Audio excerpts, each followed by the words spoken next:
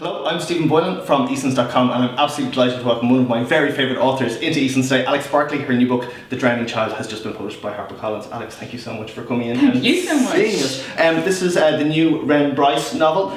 Tell us a little bit about where Ren is at the start of the book, kind of mindset and location and all that kind of stuff. Well, Ren had a pretty grim ending to the last book, so there was a lot happening. So, opening with this book, I wanted her to have a change of scenery a little bit because I felt that's what she would want.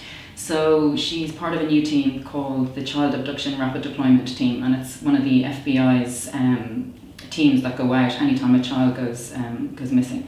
And in that sense, I got to change location a little bit, and she gets away. But of course, you know, like anybody with issues, wherever she goes, she shows up and trouble follows.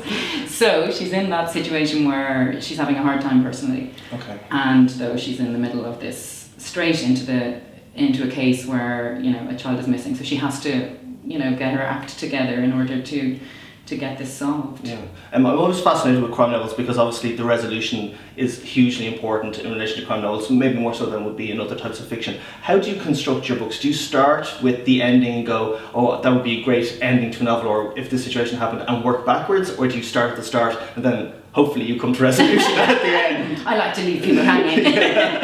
We don't know who did it. Well, it's a bit of both actually across all the books, and that's what's interested me just personally as I'm writing them, how they're different.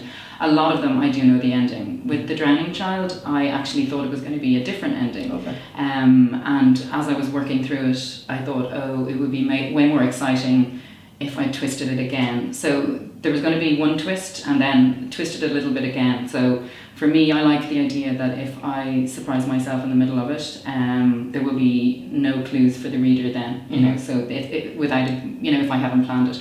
So yeah, so that's what I did with that, and I knew maybe some of the central points, and I usually know what's going to happen with Ren's personal life. That's the one part that as soon as I know where she's at from the end of the last book, I think, okay, if this has happened professionally, definitely here's how she's going to be feeling. Okay. Which is usually all over the place. And what kind of research, I mean, obviously there as crime procedurals, there is a lot of factual stuff that has to go into it. What kind of research do you do when you're starting every book? Okay, so what usually happens is I come up with the plot first of all.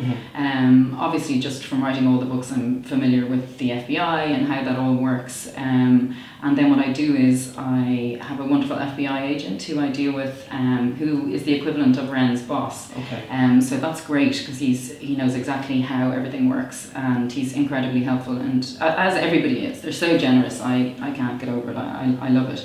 So I run the plot by him. And we have a chat about that, and then I start writing, and then I'll send him, for example, questions along the way that he gives great little 2-line answers to, which is brilliant. And then when I know the theme, obviously there's a theme in here of drowning, I researched experts in that area, and I met this amazing woman called Andrea Seferis. Met her through email, and we chatted a lot on the phone, and she's absolutely brilliant, and I learnt a huge amount about that for this. So it's a question of balancing it as well, though, so you know an awful lot more than what you put in the book, obviously, because you don't want to drown people in facts, yeah, exactly. So it's a balance, you know. Yeah. And we know you as a crime writer. Have you ever been tempted to write any other kind of genre for adults or anything like that? Yeah, so I wrote the fantasy book for children, and I absolutely loved that. And it was such an amazing experience because it was pure imagination, obviously tiny bit of research in between, but it was mainly pure imagination, and I loved it.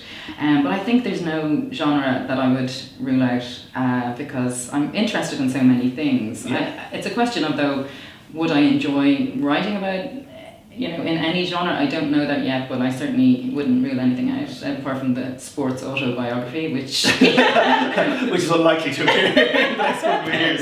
Let's face it. Speaking of kind of other genres and then other mediums, I know you're involved in a film project for 1916 earlier this year. Can you tell us a little bit about that? Yeah, that was really interesting. A friend of mine, Marielena Doyle, is a director, a brilliant director, and she approached me just one of those moments at a very good time when I just handed in the first draft of this, and said, would I be interested in writing something for the Film Board's initiative called After 16. So it was about anything to do with the aftermath of the 1916 Rising. And I did some research on that, and I came across the story of Michael Joseph O'Reilly, which really captured my attention.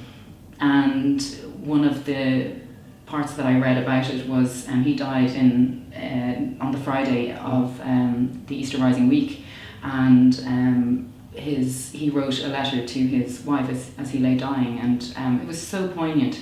But it said afterwards she was a pianist. She loved to play piano, and she never played piano again. And I just was really captured by that. I thought it was a kind of unusual thing to include as an after effect because of the loss she suffered. And I wanted to do something that was a personal story instead of just focusing on the fighting and the political element. So Marilyn and I discussed this back and forth, and then I came up with Goodbye Darling, which is kind of a reimagining, I guess, of what the day was like. Wow, sounds stunning. It was brilliant fun to write. I really loved writing it in terms of it just being so different, and it's obviously so sparse when you're writing for film, so there's so much you don't include, and then to see it come to life by the choices the director makes is fabulous. And they allowed me on set, which was amazing, because writers are not welcome on set. I was very well behaved. So it's called Goodbye Darling. Keep an eye out for that. It's available, I think, online. Drowning Child just hitting stores. So what's next for Alex Barclay? Coffee and a break. No, I am working on a new one, which is slightly different again. Okay. And I've started it, so I've got, unusually I have the entire synopsis written. I don't normally do that. Yeah. So yes, I'm in the early stages of that, which is always exciting, because I don't, I think though I have a synopsis entirely written, I still know there's room for manoeuvre. So fantastic. Yeah. As always, we love our books here at Eason's. Anything that you've read recently that you can recommend for anybody? Absolutely, Donal Ryan's new one, All We Shall Know, is outstanding, and that's how I feel about all of Donal's books. Absolutely, utterly stunning. The only reason I paused while I was reading that book was just to think, this guy is such a talented writer. That was it. I couldn't put it down. It's beautiful, beautiful story. Yeah, it's stunning. All We Shall Know is out in stores on September the 15th. In the meantime, The Drowning Child by Alex Barclay is now available in all Eason stores and on easons.com. Alex, thank you so much for coming in to see us. Thank you, Stephen. And we see you soon.